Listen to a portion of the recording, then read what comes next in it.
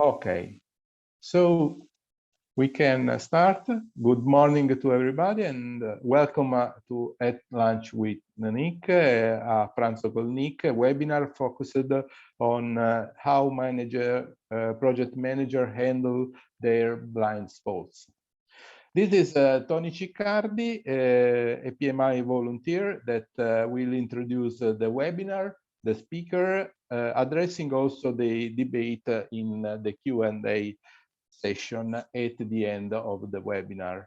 Before to start the event, I would like to give you some information on the webinar. If during the talk you have some question, you can write it in the question and answer box. So the speaker at the end of the webinar will give you the answer according also with the remaining time, the time available in the session. I would also remember that if when you subscribed to the event, you have inserted your PMI ID, the PDU will be charged automatically in your dashboard in 1 or 2 weeks from today. Now I would like to move to the webinar, introducing the topic in particular. Please, can you move to the other slide? With a lot of at stake and daily pressure, successful leadership is made possible according as project managers manage their blind spot. Do you know what the blind spots are? Are you able to identify them? Are we managing our blind spot properly? In this webinar, Amany talked about blind spots. She will provide also some practical technique and guidelines to approach concretely them. Now, before to start, a few words on Amany Nuseibi. She is an expert on portfolio program and project management and enterprise PMO professional, EPMO. Director at Optimal Consulting, she has worked for Qantas Airways, University of New South Wales, Vodafone, and other major companies. She is a fellow at PMI Australia. Now, I have the pleasure to pass the floor to Amany for its speech. Please, Amany, you can start. Thank you, Tony, and good evening from Sydney. It gives me great pleasure to talk to you guys tonight. It's 9:30 p.m. here in Sydney, and I'd like to thank the PMI Northern Italy chapter for this opportunity. I'd like to start paying respect. As you know, in Sydney, Australia in general, we've got the First Nation people, and I respectfully acknowledge the Gadigal people of the Eora Nation as the traditional custodians and first people of the land. I pay respects to the elders past, present, and emerging, and recognize their continuing connection to the lands, waters, and communities. So Tony has already introduced what I'll be talking about today, so I'll skip this slide and I'll start with my story. A few years back, I found this hairdresser that used natural ingredients for curling my hair. And I was so happy that finally I could avoid chemicals and I could avoid the allergies that these heavy chemicals were causing me. However, a few weeks later, a friend of mine was looking at me from the back, and what did she say? She said, Amany, the back of your head look as if you're a male, not a female. I thought, okay, maybe she's mistaken, maybe there's something wrong, there's something wrong. However, a few days later, another person from my work a work colleague said, Amany, the back of your head looked like a man. So I thought, okay, here I have two different people from two different domains within my life who don't even know each other, and yet they are telling me the same thing. So what do I need to do? I need to pay attention and either tell the hairdresser or change the hairdresser altogether. And this is what blind spots are all about. It's things that other people see, but we do not see. They know it about us. They might not tell us. However, we need to know about them in order for us to rectify them and to improve our opportunities, whether it's in career, whether it's life, whether what we deal with. So what's a blind spot? You would have heard also of a blind spot when driving. So when you started driving or learning the driving lessons, they would have told you that you cannot see the back. So what do? You use the mirror. The side mirror will enable you to see the back. However, it doesn't give you the full view. That's why sometimes you have to turn your head and just see the full picture in order to confirm that this is the right thing that you're seeing. Telecommunication, a point within the normal range of transmitter where you don't have any reception. So you would have been to a place where there's no reception, no towers, and that's what we call a blind spot. But what is it in leadership? It's areas where our existing beliefs and experiences prevent us from having the most enlightened view of how to lead effectively. An area in someone's life in which the person continually fails to see themselves or their situation realistically. This unawareness might cause a great damage to the person and those around them because it's in their behavior, they keep repeating it, and people are hurt by it. Their career might be suffering from it, and then there's no way for them to rectify it. So there's unseen things that create danger that we don't react to until it's too late. Sometimes after a few years of being in a job, you might reflect back and say, I wish I've done this. However, I want to reaffirm that blind spots aren't for individuals only. They might arise in organizations. The total organizations might be heading in a certain direction where they're not seeing what's happening. If you recall, for example, Kodak and how it didn't embrace digital photography, and therefore it had a blind spot as an organization. Same for markets, same for countries sometimes. So why is it important for us to know our blind spots? You know, our behavior creates the culture of the team around us. Our behaviors influence those around us, whether it's our teams or our stakeholders. However, you would have heard it before from Peter Drucker, culture eats strategy for breakfast every day. So the lack of understanding of how these behaviors are impacting the culture, whether it's within the team or within the organization, not knowing these behaviors in order to rectify them would not enable us to deliver successfully on our projects, programs, and portfolios, leading to not being able to deliver strategy. So the question is, we're all good people. However, I'm telling you, we've got blind spots. Does that mean we can make unethical choices, unethical decisions? Well, guess what? Yes. Good people can make unethical choices. Why is that? Are there any reasons behind that?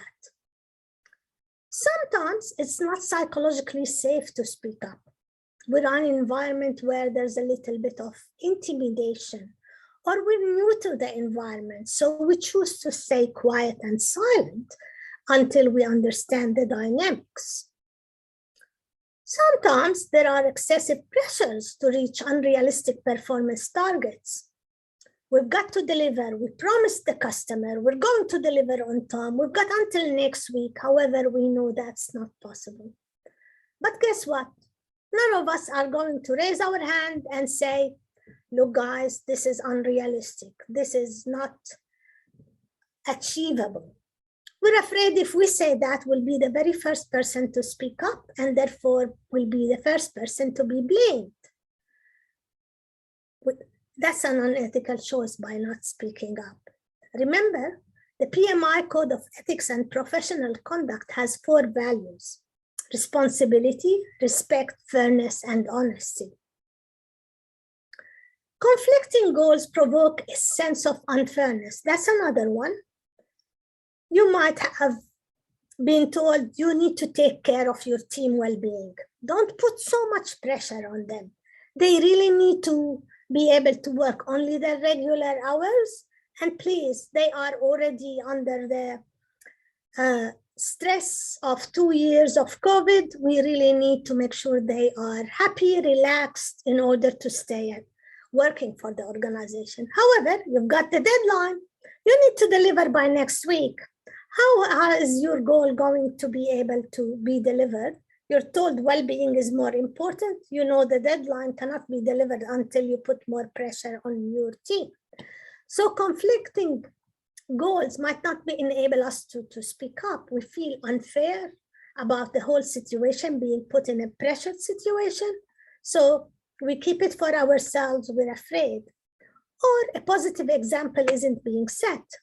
The leaders we look up to within the organization or wherever we aren't that good in order for us to follow. They're not leading by example. So hence, they say it rots from the top, and therefore the positive example is important, whether for an organization or for a team.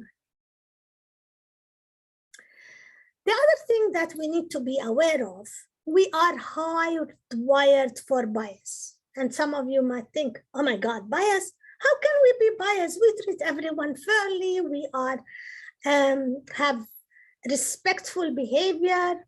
We're treating people honestly. Well, guess what? We are hardwired. We're all unconsciously programmed by the environment around us, by the things we see, the things we read, the hidden messages behind a movie or a piece of news. However, the one I'd like to point your attention to are to the core of project management, projection bias. The one that unconsciously assuming others share similar thoughts, beliefs, and values. Remember, we are in a global world where our teams can come from different parts of the world. Even our friends might have a little bit of difference in terms of their beliefs and values.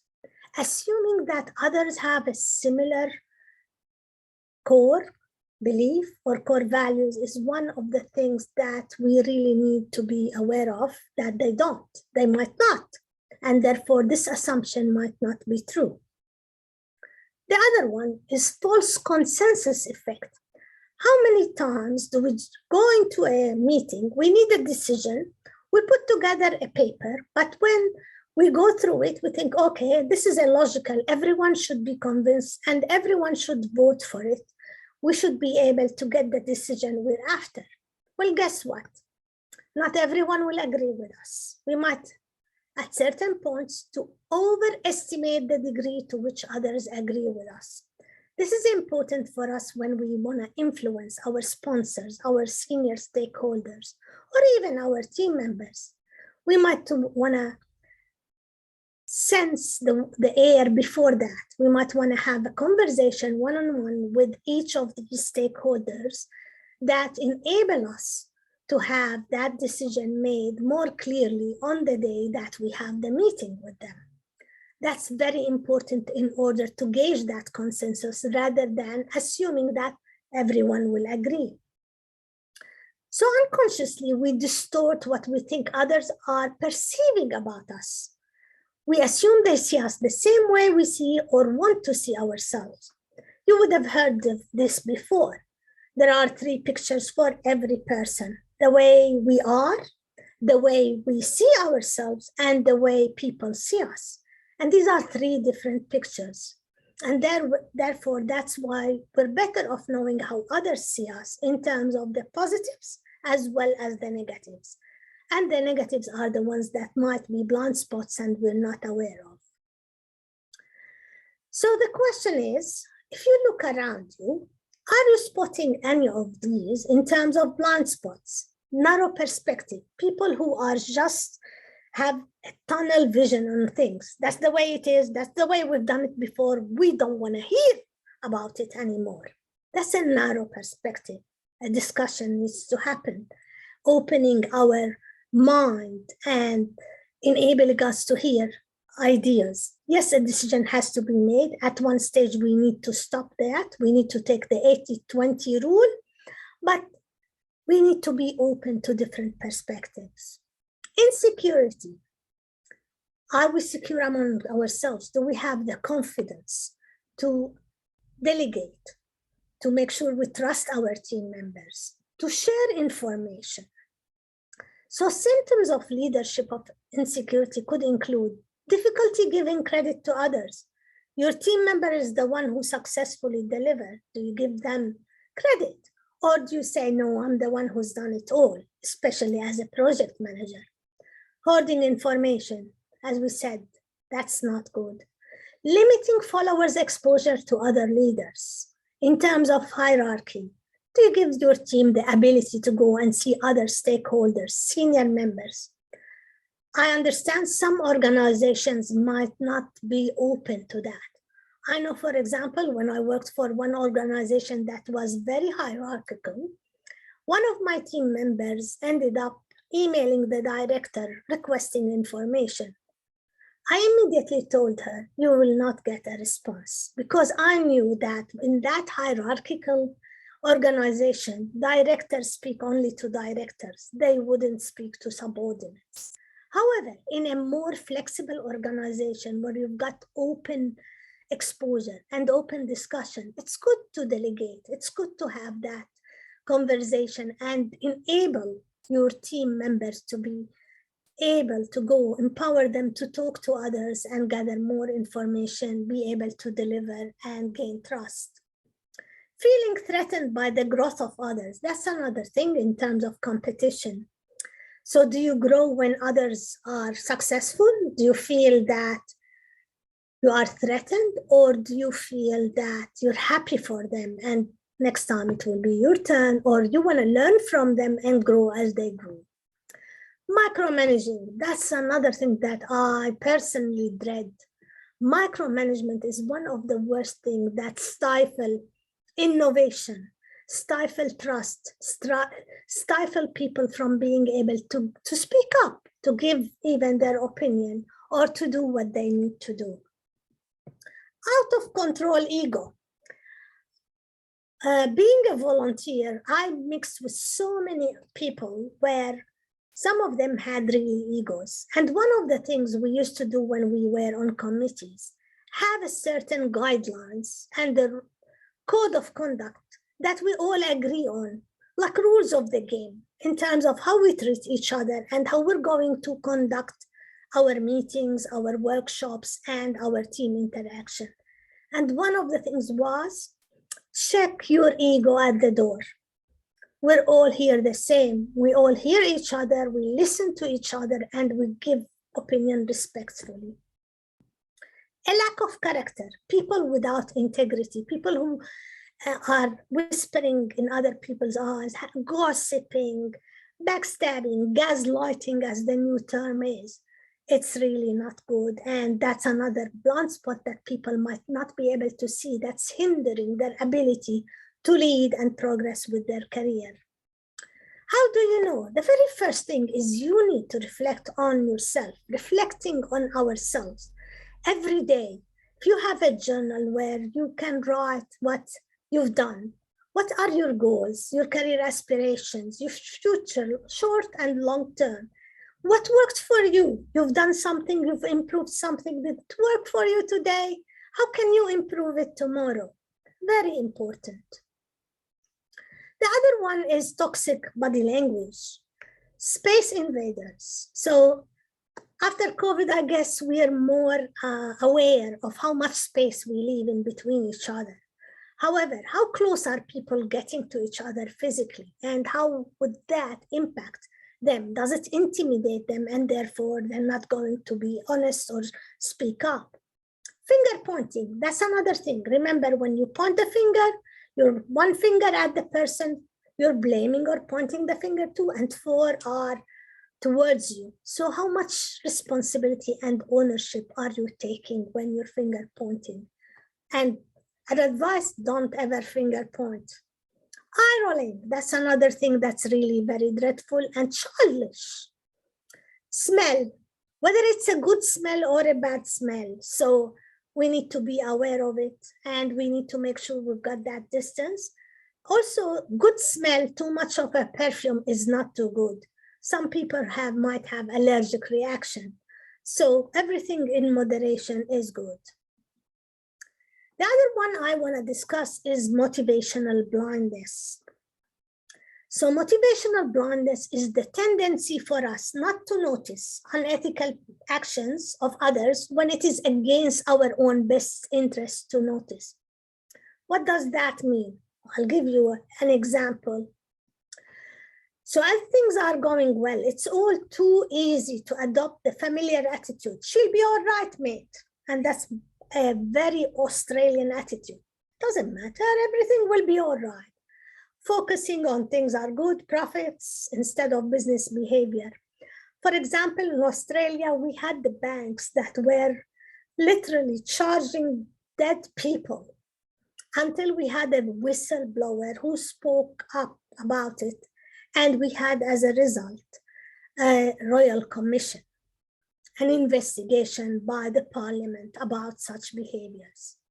However, it was only one whistleblower among so many seniors, so many people over so many years. Why? People were happy because they were getting their bonus. So they tended to close their eyes and say, it's okay, even though it's unethical and it's illegal as well.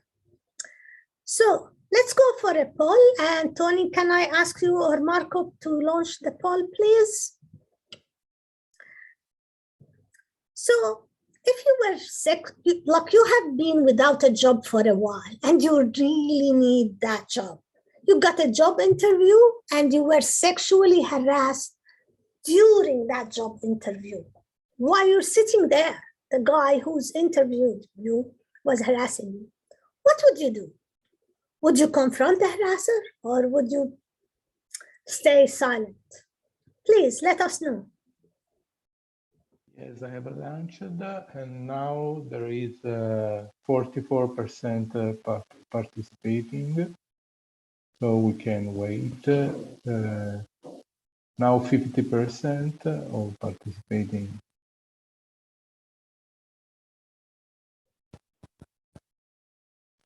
Okay, I think that we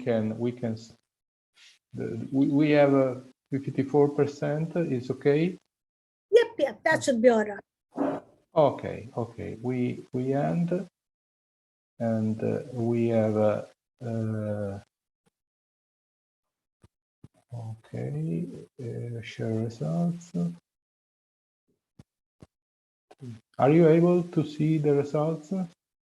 Yes, I can see the results. So we've got 77% decided to confront the harasser. We've got 23% said they're going to stay silent. So this is the motivational blindness. That's the motivation to get the job, like dictated on them to stay quiet. And my question to these people who answered that, I understand we said that you've got no job. You really need that to pay the bills. This is your opportunity. However, if you stay quiet in an interview, what would that person do once you've got the job?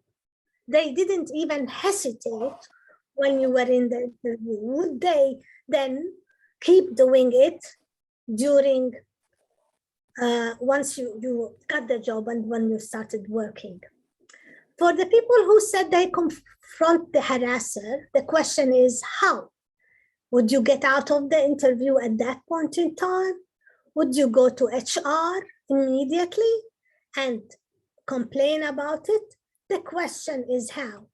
This is why I would say that the best way for us to be able to be ready is being able to look at these scenarios and plan for them, project ourselves into these future situations, and have a plan in our mind of what we need to do.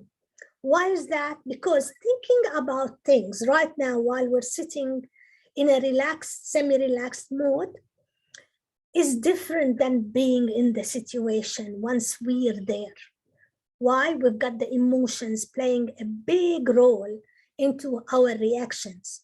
And therefore, it's very important for us to be aware of unethical situations, to be aware of pressures, and play in our mind how our response would be to be more prepared and to respond to that. So what's the proposed approach for knowing more about blind spots? The Johari window is one very like a free tool that was created by Joseph Loft and Harry Ingham. So the Joe and Harry is the combination of their first names, and it was created in 1955. Until today, it's still a useful tool for understanding and training on self-awareness. So we all know characteristics about ourselves that are known to others. We have talked about blind spots, where we have characteristics that aren't known. We have hidden ones that we don't want others to know, and we have unknowns. However, having said that, the Johari window has 55 adjectives, which we can ask other people to select 5 or 6 of them as our strengths. But then, what about our weaknesses, the negatives that we said? The Johari window is the one where it's got the negative ones that we might not be aware of, and also has the same 55 adjectives that people can select from. So whom do we go to in order to fill these Johari window and Johari window? Well, we go and solicit feedback from people who know us the most, people we trust in a safe environment, people who interact with us on a daily basis. If you're a member of Toastmasters, this is very similar. You create a safe environment, you get feedback, you in the third person, you act as a vessel, you look for opportunities for improvement, and you reflect. So you select individuals who have regular interaction, an extensive one. However, they are supportive and safe. It's very important to choose the right people, not people who are going to use this exercise to intimidate us or to make us fearful or use it against us. You need people whom you can trust. You get it as a vessel, as we said, and you might want to allow anonymous input. So you might want to have your team, 5 or 6 people, send them Johari window, send them the Johari window, let them fill it about you, 5 to 6 adjectives about you, and then get it back. Post-it notes, for example, or have it in a workshop. It depends on how comfortable you are with the team and the approach and the channel that you want to use. You receive your feedback, and remember, when you receive negative feedback, try to distance yourself from it. It's very difficult for us to hear negativity about ourselves, but think about it as if it's another person, because you don't see that. You need to reflect on it. And once you do that, you need to appreciate what you've been given, admit to it, and apologize for that behavior and be accountable in order for you to improve it. How do you do that? Once again, going back to the hair at the back, you look at the data, you analyze the gap, and you look at the structures and the institutions around us in terms of behaving ethically. So my question to you guys right now, are you ready to open your eyes to your blind spots?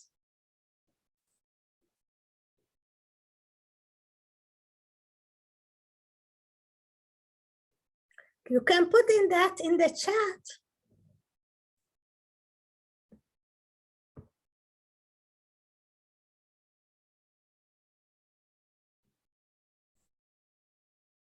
Excellent. Ready? Yes. Absolutely. Yep. Lovely. Yes. Yes. Excellent.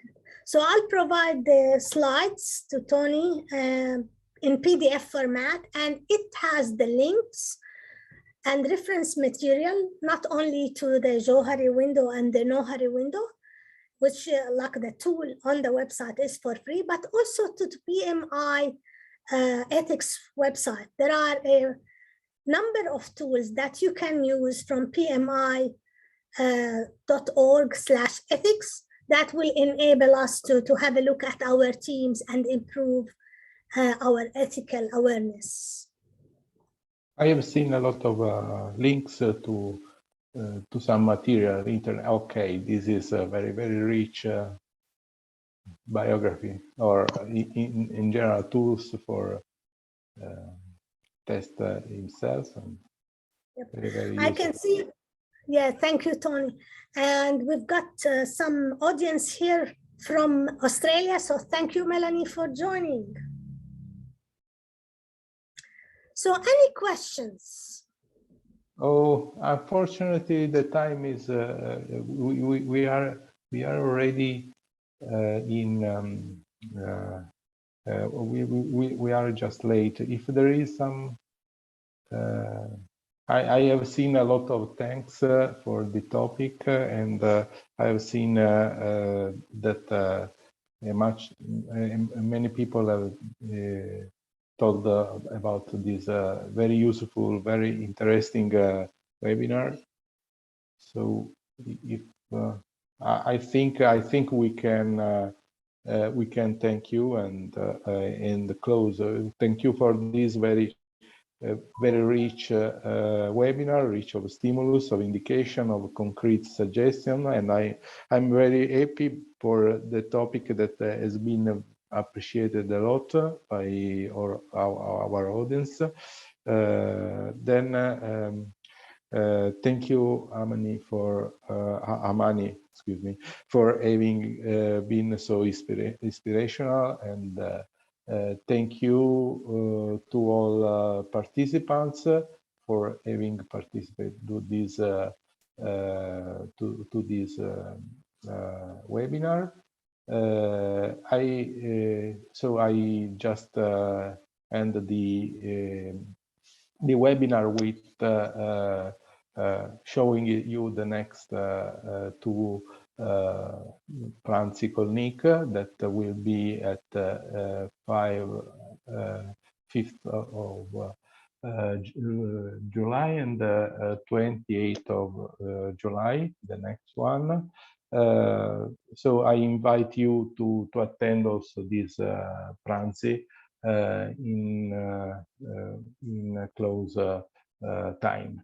So I would like to thank you and say an hello to everyone. Okay, hello, Amany, and thank you. Thank you. Bye bye. Thank you. Bye. Bye bye. Bye.